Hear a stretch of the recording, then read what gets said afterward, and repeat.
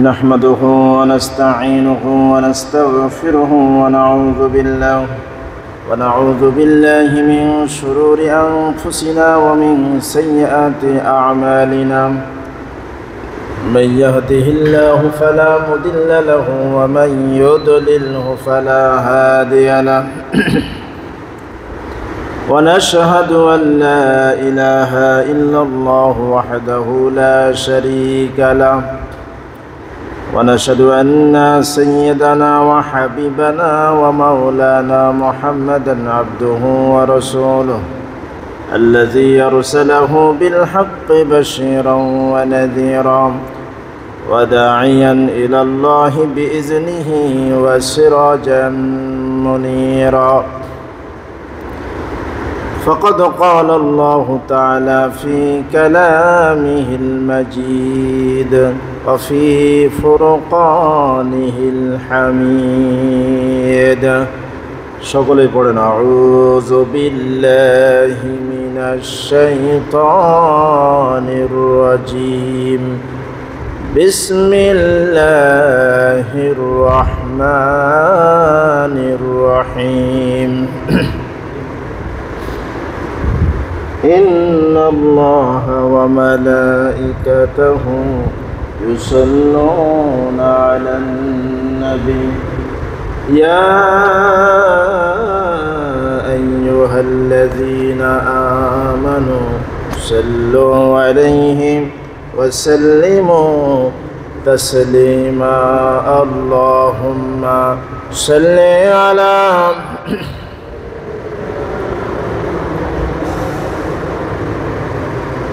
وعلى آل سيدنا شفيعنا محمد. بلغ العلا بكماله كشف الدجى بجماله حسنت جميع خصاله. صلوا عليه وآله.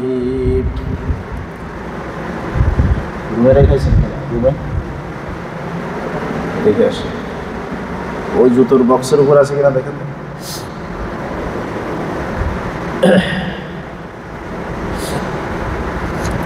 আলহামদুলিল্লাহ, সম্মানিত মুসল্লিয়ান কিরাম, আল্লাহ সুবহানাহু ওয়া তাআলার দরবারে শুকরিয়া আদায় করছি যে আল্লাহ রাব্বুল আলামিন এই বৃষ্টির ভিতরেও আমাদেরকে যথাসময়ে মসজিদে উপস্থিত হওয়ার তৌফিক দান করেছেন। এই জন্য আমরা সেই মহান মনিবের দরবারে শুকরিয়া আদায় করছি। আমরা পড়ছি আলহামদুলিল্লাহ। লক্ষ কোটি দুরুদ ও সালাম সৈয়দুল মুরসালিন, ইমামুল মুরসালিন, আশরাফিল আম্বিয়া মুহাম্মদ আরবি, যিনি আমাদের নবী, শেষ নবী, শ্রেষ্ঠ নবী মুহাম্মদুর রাসূলুল্লাহ সাল্লাল্লাহু আলাইহি ওয়াসাল্লামের প্রতি আল্লাহুম্মা সাল্লি আলাইহি আল্লাহুম্মা বারিক আলাইহি। সম্মানিত উপস্থিতি, সফর মাসের আজকে চতুর্থ জুমা, অর্থাৎ এই মাসের শেষ জুমা। আমরা সফর মাসের 4টি জুমাতে ঈমান নিয়ে আলোচনা শুনতেছিলাম। আজকে আমরা আলোচনা যে বিষয়ে শুনব সেটা হলো, গত 3 জুমাতে আমরা আলোচনা শুনেছি ঈমানের 6টি ভিত্তি। আজকে আমরা শুনব ঈমান কোন কোন কারণে চলে যায়। আমরা ওযু ভঙ্গের কারণ জানি, নামাজ ভঙ্গের কারণ জানি, কিন্তু ঈমান ভঙ্গের কারণ জানি না। ঈমানও ভেঙে যায়, ঈমানও চলে যায়। তো সারা জীবন আমরা ঈমানের মেহনত করলাম, কিন্তু ঈমানটা চলে যায় কিসে, সেগুলি যদি না জানি তাহলে সেই মেহনতে তো ফলপ্রসূ নয়। ঈমানের মেহনতের পেছনে থাকতে হবে ঈমান কোন কোন কারণে চলে যায়, এটাও একটা মেহনত। শুধু ঈমান আনতে হয় কিভাবে, ঈমান রাখতে হয় কিভাবে, কোন কোন বিষয়ের প্রতি ঈমান আনতে হয়, এটাই যথেষ্ট নয়। যেমন ওযু ভঙ্গের কারণ রয়েছে, ওই কারণের যে কোনো একটাই পড়ে গেলে আবার ওযু করতে হবে। নামাজ ভঙ্গের কারণ রয়েছে 19টি। ওই কারণের ভিতরে পড়ে গেলে নামাজ আবার পড়তে হবে। ঠিক তেমনিভাবে ঈমান ভঙ্গের যে কারণ রয়েছে সেই কারণের ভিতরে পড়ে গেলেও আবার ঈমান আনতে হবে। আমরা তো ঈমান আনি নাই, বরং ঈমান পেয়েছি। বাপদাদা মুসলমান, আমরাও মুসলমান, এতে কোনো অসুবিধা নেই। কিন্তু আমাদেরকে জানতে হবে যে ঈমান চলে যায় কিসে কিসে। এরকম কয়েকটি কারণ আমরা আজকে আলোচনা করব। আল্লাহ রাব্বুল আলামিন আমাদেরকে ঈমান চলে যায় যে বিষয়গুলোতে, সে বিষয়গুলো জানার পরে ঈমান ধরে রাখার, মৃত্যু পর্যন্ত ঈমান ধরে রাখার আল্লাহ পাক আমাদেরকে তৌফিক দান করুন, বলেন আমিন। বেশ কয়েকটি কারণে ঈমান চলে যায়। তার ভিতরে প্রধানতম কারণ হলো 10টি। যারা বলেন কয়টি? 10টি। ওযু ভাঙের কারণ 7টি, নামাজ ভাঙের কারণ 19টি, আর ঈমান চলে যাওয়ার কারণ 10টি। তো আমাদের আলোচনার পূর্বে এই সপ্তাহের ভিতরে ঘটে যাওয়া ঘটনাবলীর অন্যতম হলো, সোশ্যাল মিডিয়াতে অনেকেই দেখেছেন যে একটা লোক তার স্ত্রীকে মায়ের মতো বলেছে। আমার স্ত্রী আমার মায়ের মতো, বলে নাউজুবিল্লাহ। অর্থাৎ লালন পালনের দিক থেকে, সেবা করার দিক থেকে সে বুঝিয়েছে। এখন এই স্ত্রীকে মায়ের সাথে তুলনা করা, এটা ইসলাম কেমন চোখে দেখে সে বিষয়ে আমরা জেনে তারপরে আমাদের আলোচনায় আমরা প্রবেশ করব।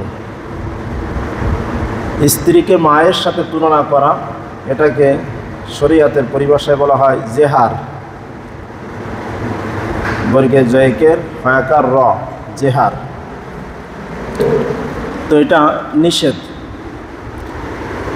আল্লাহ রাব্বুল আলামিন এই ব্যাপারে কোরআন আল কারীমে আয়াত নাজিল করেছেন, সূরা মুজাদালা আয়াত নম্বর 2।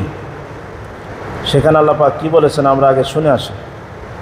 আল্লাহ রাব্বুল আলামিন বলছেন, আল্লাযীনা ইউযাহিরুনা মিনকুম মিন নিসাইহিম মা হুন্না উম্মাহাতিহিম।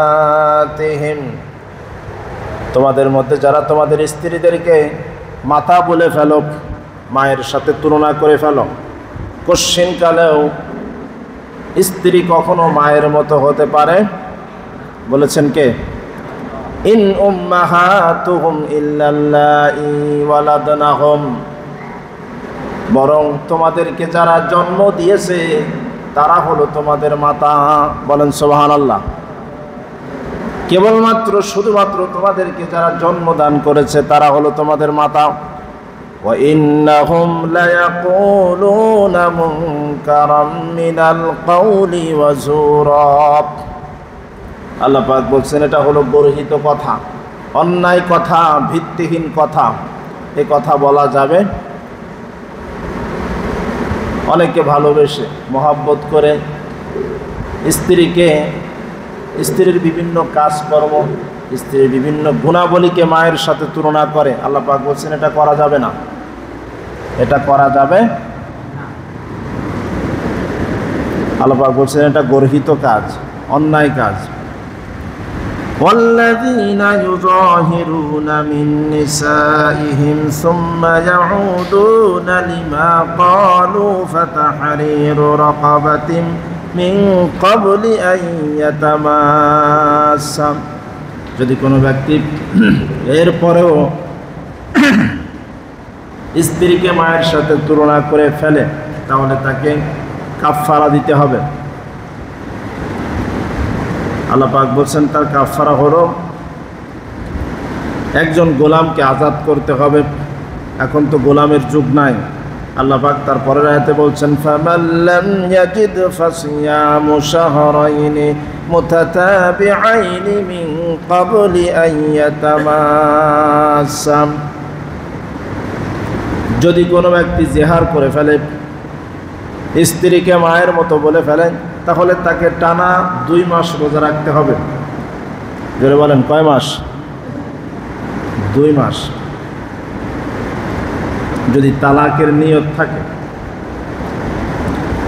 মনে যদি তালাকের বিচ্ছেদের নিয়ত থাকে, আর যদি মুখে স্ত্রীকে মায়ের সাথে কোনো গুণাবলী বা কোনো অঙ্গ প্রত্যঙ্গকে তুলনা করে ফেলে, তোমার চেহারাটা আমার মায়ের মতো, তোমার হাতটা আমার মায়ের মতো, তোমার পিঠটা আমার মায়ের মতো, ইত্যাদি ইত্যাদি, তোমার এই গুণাবলীটা আমার মায়ের মতো, তুমি যে আমাকে সেবা করো এটা আমার মায়ের মতো, আল্লাহ পাক বলছেন এটা বলা যাবে না, এটা গর্হিত কাজ, গর্হিত কথা, অন্যায় কথা।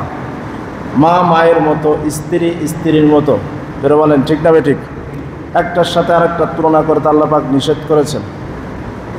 যদি অন্তরে তালাকের নিয়ত না থাকে তাহলে শুধু অন্যায় হবে, পাপ হবে। আর যদি অন্তরে মনে তালাকের নিয়ত থাকে আর মুখে যদি এটা বলে ফেলে, তুলনা করে ফেলে, তাহলে তাকে কাফফারা দিতে হবে। 4 মাসের ভিতরে এই কাফফারা আদায় করতে হবে। যদি আদায় না করে তাহলে তালাক হয়ে যাবে। কয় মাসের ভিতরে? 4 মাসের ভিতরে কাফফারা দিতে হবে তাকে। 1 নম্বর কাফফারা গোলাম আজাদ করা, সেটা এখন নাই। 2 নম্বর তাকে টানা 2 মাস রোজা রাখতে হবে। 4 মাসের ভিতরে টানা 2 মাস।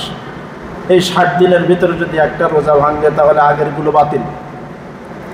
50টা রাখার পরে যদি একটা ভেঙে ফেলে 50টাই বাদ। এজন্য বিষয়টা সহজ না কঠিন? স্ত্রীকে মায়ের সাথে তুলনা করা যাবে?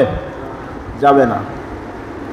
আল্লাহ রাব্বুল আলামিন বলছেন যদি রোজা রাখতে অক্ষম হও তাহলে আরেকটি সমাধান রয়েছে, ফামাল্লাম ইয়াজিদ ফামাল্লাম ইয়াস্তাতি' ফাইতআমু 60 মিসকিনা, তাহলে 60 জন মিসকিনকে খাবার খাওয়াতে হবে। কয়জন মিসকিনকে? 60 জন মিসকিনকে খাবার খাওয়াতে হবে। এটাই হলো কাফফারা। এজন্য আমরা ভুলেও কখনো কোনো সময় স্ত্রীর গুণাবলী বা স্ত্রীর অঙ্গ প্রত্যঙ্গকে মায়ের সাথে কখনো তুলনা করব না। মাকে বলবো মা তুমি মায়ের মতো, স্ত্রী স্ত্রীর মতো, একটার সাথে আর একটা তুলনা করা যাবে? আল্লাহ পাক আমাদেরকে তৌফিক দান করুন, বলেন আমিন। তাহলে যে ব্যক্তি বলেছে সেই ব্যক্তির অন্তরে যদি তালাকের নিয়ত থাকে তাহলে তাকে কাফফারা দিতে হবে। আর যদি তালাকের নিয়ত না থাকে, শুধু এমনি বলে, তাহলে শুধু পাপ হবে, তাকে তাওবা করতে হবে। এটা অন্যায় কথা, গর্হিত কথা, ভিত্তিহীন কথা। এই কথা বলে ফেললে, এমনি বললে তাওবা করতে হবে, আল্লাহর কাছে ক্ষমা চাইতে হবে। এজন্য এই বিষয়টা আমাদেরকে সতর্ক সাবধান থাকার আল্লাহ তৌফিক দান করুন, বলেন আমিন। সম্মানিত মুসল্লিয়ানে কেরাম, আমরা আজকে আলোচনা করব ঈমান চলে যায় কোন কোন কারণে। ঈমান চলে যাওয়ার 10টি কারণের ভিতরে 1 নম্বর কারণ হলো আল্লাহর সাথে শরীক করলে ঈমান চলে যায়। যে ব্যক্তি মুশরিক তার আর ঈমান থাকে না। আমরা কোরবানি ভাগে দেওয়ার সময় বলি শরীক, জমি জামার ক্ষেত্রে বলি শরিকানা। শরিক মানে অংশীদার। শরিক মানে কি বলেন? অংশীদার। আমাদের আল্লাহ কয়জন? একজন। অংশীদার করলে হবে কয়জন? 2 জন। এই অংশীদার করলেই সে ব্যক্তি মুশরিক হয়ে যাবে শিরক করার কারণে। শিরক করা যাবে? যাবে? শিরক করা যাবে না। যে ব্যক্তি শিরক করবে তার ঈমানটা চলে যাবে। আল্লাহ রাব্বুল আলামিন বলছেন সূরা জুমার আয়াত নম্বর 65, ওয়ালাকাদ উহিয়া ইলাইকা ওয়া ইলাল্লাযীনা মিন ক্বাবলিকা লাইন আশরাকতা লায়াহবাতান্না আমালুকা ওয়া লাতাকুনান্না মিনাল খাসিরিন। আল্লাহ রাব্বুল আলামিন বলছেন, হে নবী, এই মর্মে আমি তোমার কাছে ওহী প্রেরণ করছি, যে ওহী আমি ইতিপূর্বে প্রত্যেক নবীর কাছে পাঠিয়েছি। সেই ওহীটা হলো লাইন আশরাকতা, যদি তুমি শিরক করো। আমাদের নবীকে আল্লাহ পাক বলছেন, হে নবী, তোমার উম্মত তো দূরের কথা, তুমি যদি শিরক করো তাহলে লাইন আশরাকতা লা ইয়াহবাতান্না আমালুকা, আমি তোমার সমস্ত ভালো আমলগুলি বরবাদ করে দেব। নাউজুবিল্লাহ বলেন।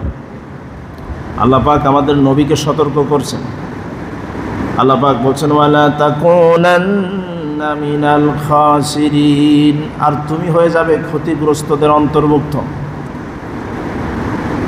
আল্লাহ রাব্বুল আলামিন বলছেন, হে নবী, শিরক করা যাবে না, তুমিও করবে না, তোমার উম্মতরাও শিরক করবে না। শিরক আমি আল্লাহ রাব্বুল আলামিন সহ্য করি না। আল্লাহ রাব্বুল আলামিন কিয়ামতের ময়দানে সকল গুনাহ তিনি মাফ করে দিবেন। তিনি ইচ্ছা করলে মাফ করে দিতে পারবেন।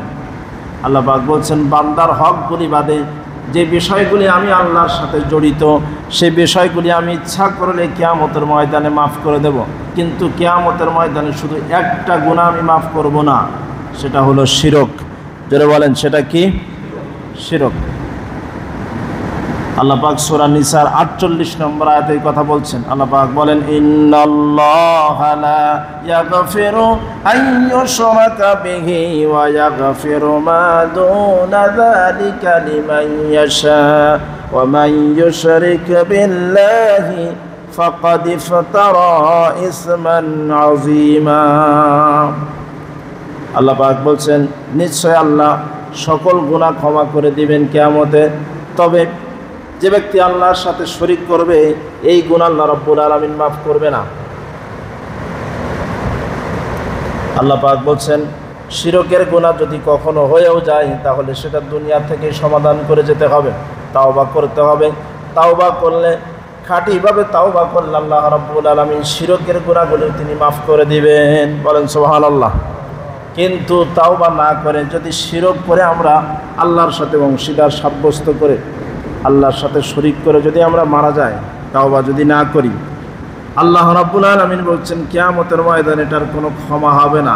এবং এই শিরক হলো যত পাপ রয়েছে, পাপের যত লিস্ট রয়েছে, এই পাপের ভিতরে 1 নাম্বার বা সবচাইতে বড় পাপ হলো শিরক। সবচাইতে বড় পাপ কি বলেন? শিরক। সবচাইতে ছোট পাপ হলো মসজিদে থুতু ফেলা।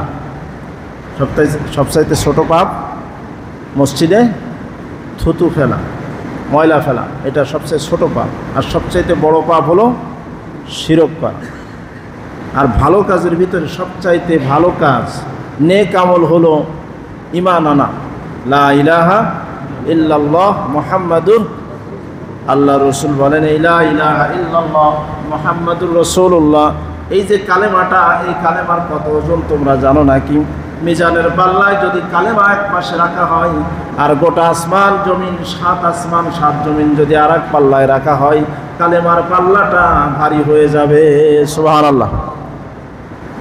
এটা হলো সবচাইতে বড় নেক আমল, ঈমান আনা, কালেমা। আর সবচাইতে ছোট নেক আমল হলো রাস্তা থেকে কষ্টদায়ক জিনিস সরিয়ে দেয়া। এটা হলো সবচেয়ে ভালো কাজের ভিতরে ছোট ভালো কাজ। যে কথা বলতেছিলাম, শিরক। শিরক হলো সবচাইতে বড় পাপ, সব পাপের বাপ।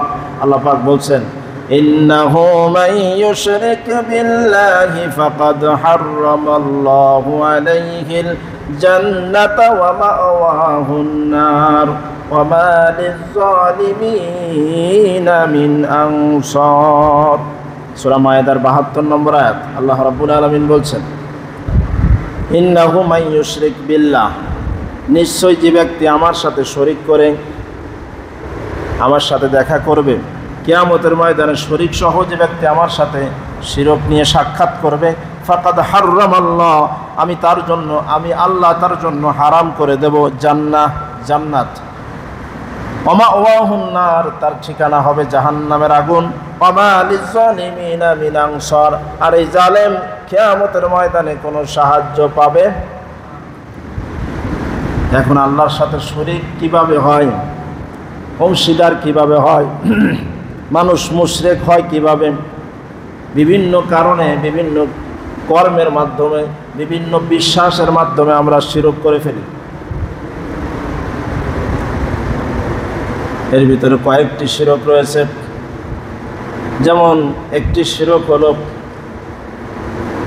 আল্লাহর কাছে সন্তান চাওয়ার পাশাপাশি কোনো মাজারের কাছে যে সন্তান চাওয়া। আল্লাহর কাছে চাইনি বিষয়টা এমন না, আল্লাহর কাছেও চেয়েছে, পাশাপাশি মাজারে যেও চেয়েছে। সন্তান দেওয়ার একমাত্র মালিক কে? আল্লাহর কাছে চাইতে চাইতে ধৈর্য হারা হয়ে গেছে। 1 বছর, 2 বছর, 5 বছর।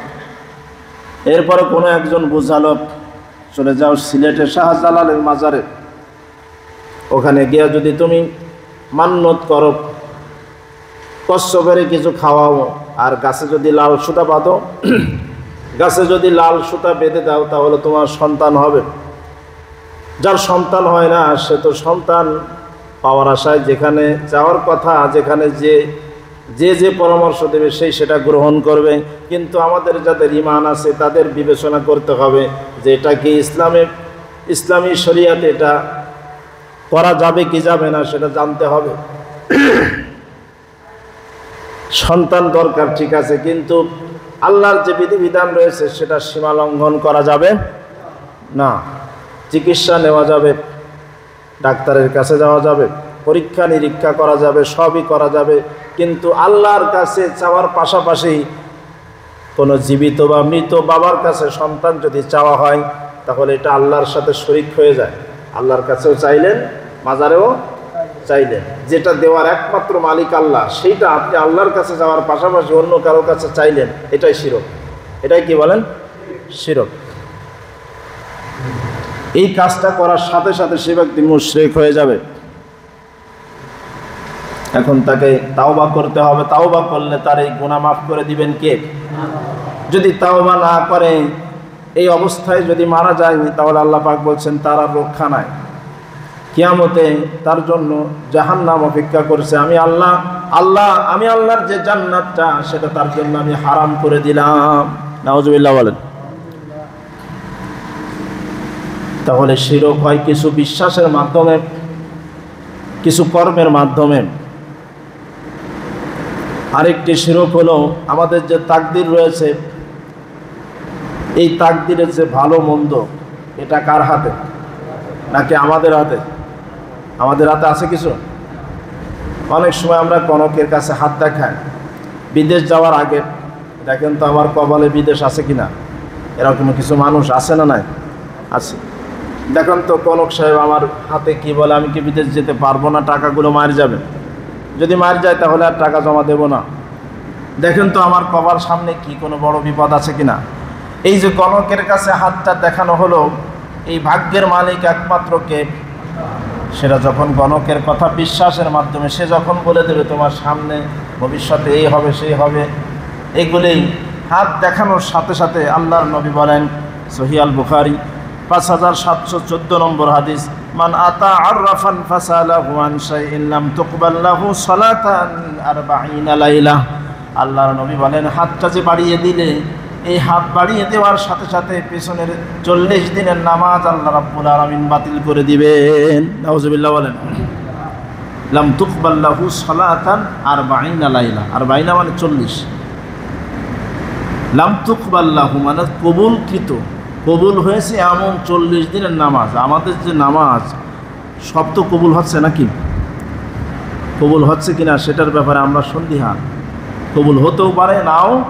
আমাদের সূরা কিরাতের যে দশা, আমাদের আত্মেহাত দুরূদ শরীফ দোয়া মাসুরা, এগুলার যে দশা পড়া, নামাজ অশুদ্ধ হওয়ার, নামাজ ভেঙে যাওয়ার 1 নম্বর কারণ হলো নামাজে অশুদ্ধ পড়া। এরপরও আমাদের চেষ্টা নাই, যদি চেষ্টা অব্যাহত থাকে, শেখার আগ্রহ থাকে অনলাইনে বা অফলাইনে, এই শিখতে শিখতে যদি সারা জীবন ভুল পড়ে তাহলে সেটা ভুল হিসেবে আল্লাহ ধরবেন না। কিন্তু শেখার আগ্রহ নাই, শেখে না, চেষ্টা নাই, ভুলটাই পড়ে যাচ্ছে, ওই নামাজগুলি আল্লাহর কাছে কোনো প্রয়োজন নাই, ওই নামাজগুলি কবুল হবে না। একজন ব্যক্তি ছাত্র, সে যে বয়সের ছাত্র, 40 বছর, 50 বছর, 60 বছর ছাত্র থাকা অবস্থায় সে ভুল পড়তেছে, সেটা ভুল হিসেবে ধরা যাবে না। আমরা যখন শিখি, শেখার সময় সঠিক উচ্চারণের আগে অন্তত 50 বার ভুল হয়েছে, আল্লাহ পাক ওই 50 বারের ভুল ধরবেন না, বলেন সুবহানাল্লাহ।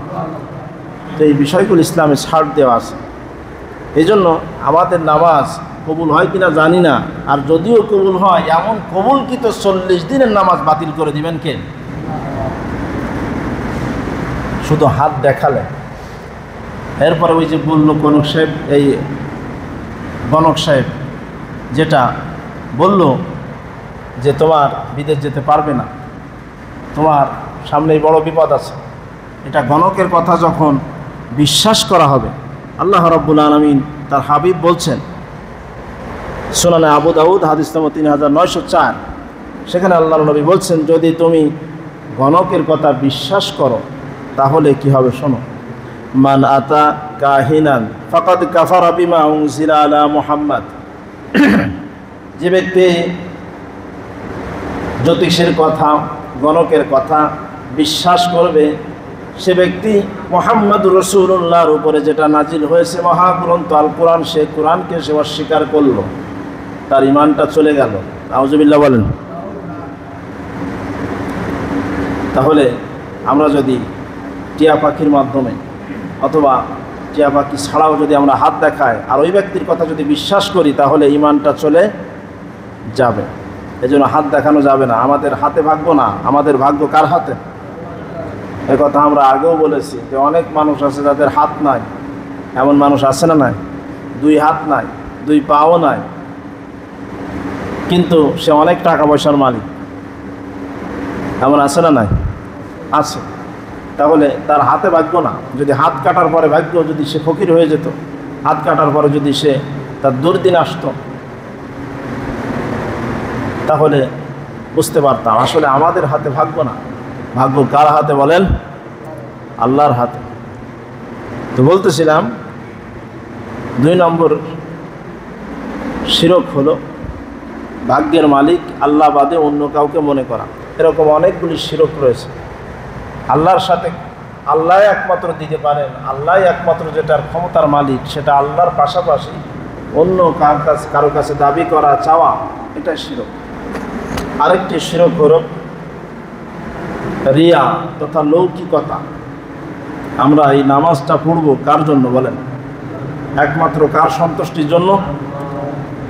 আল্লাহর সন্তুষ্টির জন্য। আল্লাহর নবী বলেন, মান সাল্লা ইউরাই ফাকাদ আশরাকা ওয়া মান সামা ইউরাই ফাকাদ আশরাকা ওয়া মান তাসাদ্দাকা ইউরাই ফাকাদ আশরাকা। যে ব্যক্তি লোক দেখানোর জন্য নামাজ পড়লো সে শিরক করলো। যে ব্যক্তি লোক দেখানোর জন্য রোজা রাখলো সে শিরক করলো। যে ব্যক্তি লোক দেখানোর জন্য দান সাদাকা করলো সে শিরক করলো। দান করলে আমাকে দানবীর বলবে, এই নিয়ত যদি অন্তরে থাকে, অন্তরের নিয়তের ব্যাপার, বিশ্বাসের ব্যাপার, বিশ্বাসে অন্তরে যদি গড়মিল হয়ে যায় যে নামাজটা আমি পড়তেছি, এই নামাজটা একটু সিজদাটা একটু লম্বা করে দিলে মানুষ বলবে দেখো কত আল্লাহওয়ালা। যদি মনের ভিতরে এটা না থাকে, আপনি এমনি সুবহান রাব্বিয়াল আলা 3 বার 5 বার 7 বার 99 বার পর্যন্ত পড়েন, কোনো অসুবিধা নাই। আপনি কেউ কিছু মনে করলো না করলো সেটা বিবেচনা না করে, সেটা মনে না করে আল্লাহর সন্তুষ্টির জন্য আপনি রুকু দীর্ঘ করলেন, সিজদা দীর্ঘ করলেন, এতে সওয়াব হবে। কিন্তু মনের ভিতরে যদি শয়তানে ঢুকিয়ে দেয়, রুকুটা একটু লম্বা করো, সিজদাটা একটু লম্বা করো,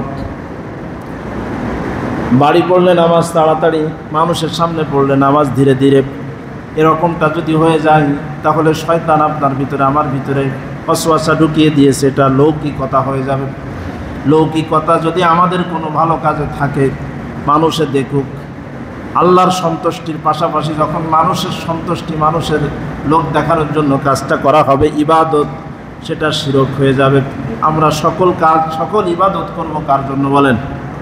আল্লাহর জন্য। মানুষ দেখুক বা না দেখুক তাতে আমাদের কিছু যায় আসে না। আমরা নামাজ পড়ব, রোজা রাখবো, দান করব, সব কিছু করবো একমাত্র কার জন্য? কুরবানির ব্যাপারেও আমরা আলোচনার আগেও শুনেছি, কুরবানির প্রত্যেকটি পশমে পশমে নেকি দান করেন কে? কিন্তু নিয়তের ভিতরে যদি গড়মিল হয়ে যায়, তাহলে পশমে পশমে নেকি আর হবে না। এজন্য নিয়তের ব্যাপার। এরকম অনেকগুলি শিরক রয়েছে। আমরা কসম কাটবো, আল্লাহর কসম, এভাবে কসম কাটতে হবে। আল্লাহ বাদে অন্য কারো নামে কসম করা যাবে না। আল্লাহ ছাড়া অন্য কারো নামে কসম করা হলো শিরক। মায়ের কসম, কোরআনের কসম, বাবার কসম, মসজিদের কসম, এভাবে কসম করা যাবে না।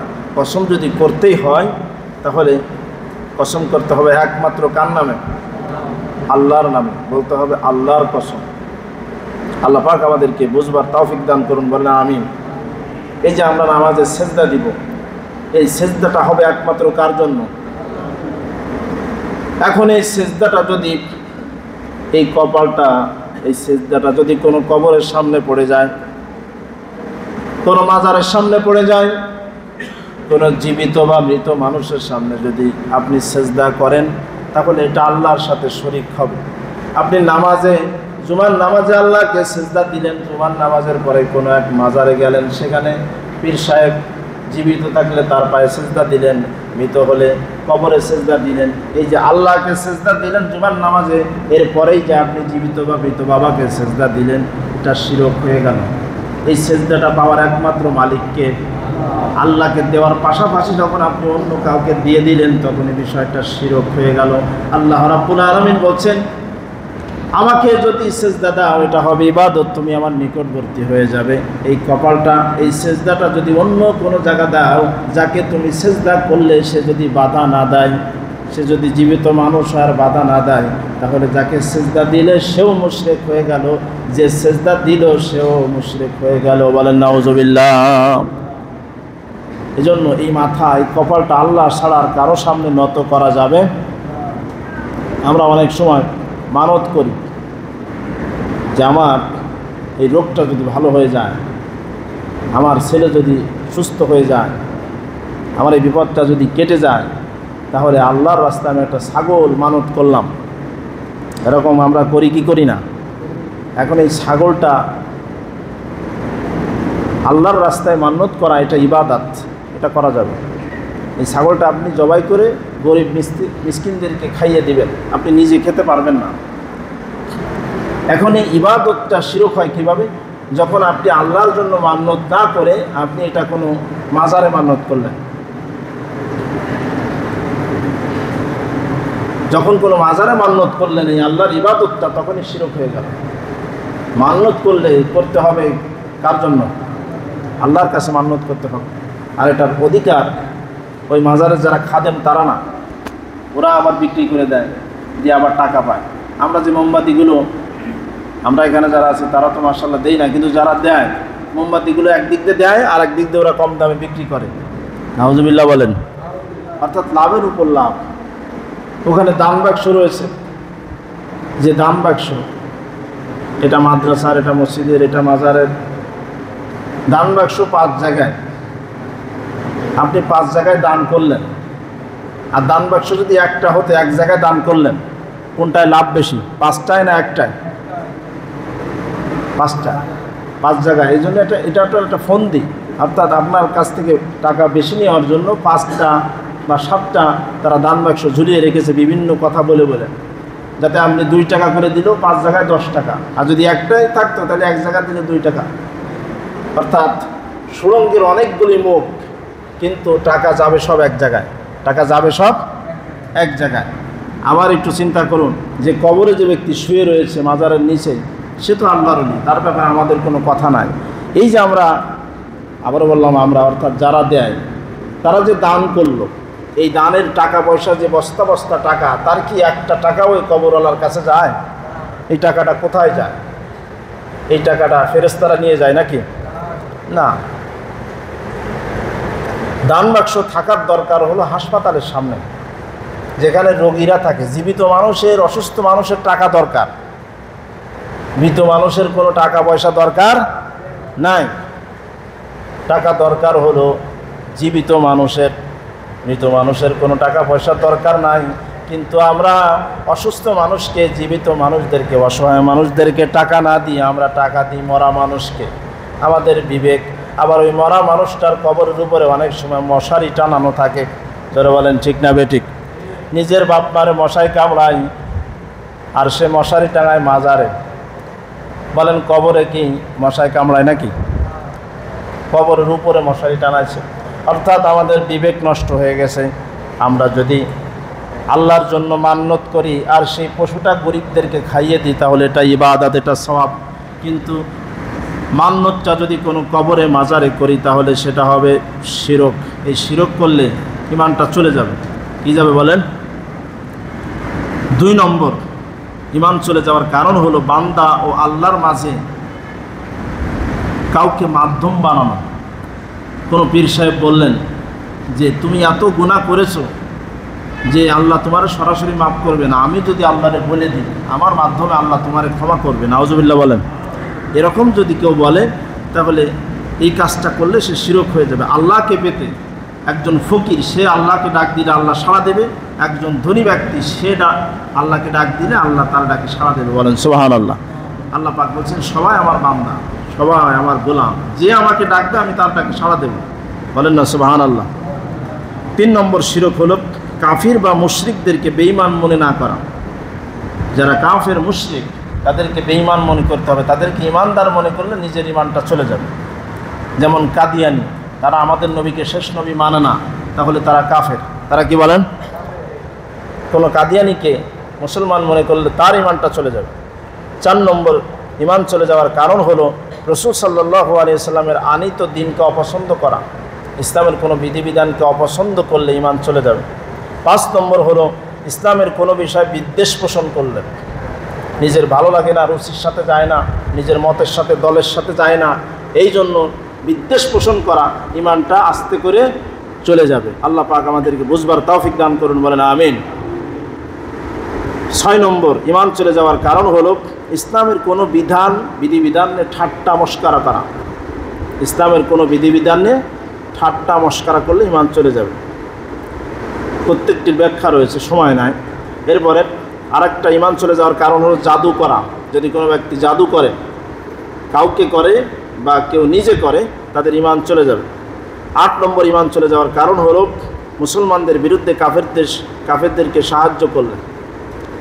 9 নম্বর ইমান চলে যাওয়ার কারণ হলো কোনো ব্যক্তি যদি শরিয়াতে মোহাম্মদ সাল্লাল্লাহু আলাইহি সাল্লামের ঊর্ধ্বে কাউকে মনে করে। অনেক পীর সাহেবরা এরকম রয়েছে, তাদের মুরিদরা বলে আমাদের পীর সাহেব এমন জায়গায় পৌঁছে গেছে যেখানে গেলে আর নামাজ রোজা লাগে না। বলেন নাউজুবিল্লাহ। অর্থাৎ অনেক দূরে পৌঁছে গেছে, জাহান্নামের কাছাকাছি চলে গেছে। রাসূল সাল্লাল্লাহু আলাইহি ওয়াসাল্লাম তার ইন্তেকালের সময়ও নামাজ পড়েছেন কি পড়েন নাই? তাহলে সে রসুলের উপরে চলে গেছে। 10 নম্বর কারণ হলো ইমান চলে যাওয়ার ইসলামের কোনো বিধিবিধান থেকে মুখ ফিরিয়ে নেওয়া। আল্লাহ রসুল যে সিদ্ধান্ত দিয়েছেন সেই সিদ্ধান্তের বাদ দিয়ে নতুন করে কোনো সিদ্ধান্ত দেওয়া, আল্লাহর বিধিবিধান থেকে মুখ ফিরিয়ে নেওয়া, এটা ইমান চলে যাওয়ার কারণ। আল্লাহ পাক ইমান চলে যাওয়ার কারণগুলি থেকে আমাদেরকে হেফাজত করুন, বলেন আমিন। যে কথাগুলি বলা হলো, আমরা ইমান যাতে এই কথাগুলি শুনে বুঝে মৃত্যুর পূর্ব মুহূর্ত পর্যন্ত আমরা ইমান নিয়ে বেঁচে থাকতে পারি, ইমান নিয়ে যাতে কবরে যেতে পারি, আল্লাহ পাক সেই তৌফিক আমাদের দান করুন, বলেন আমিন।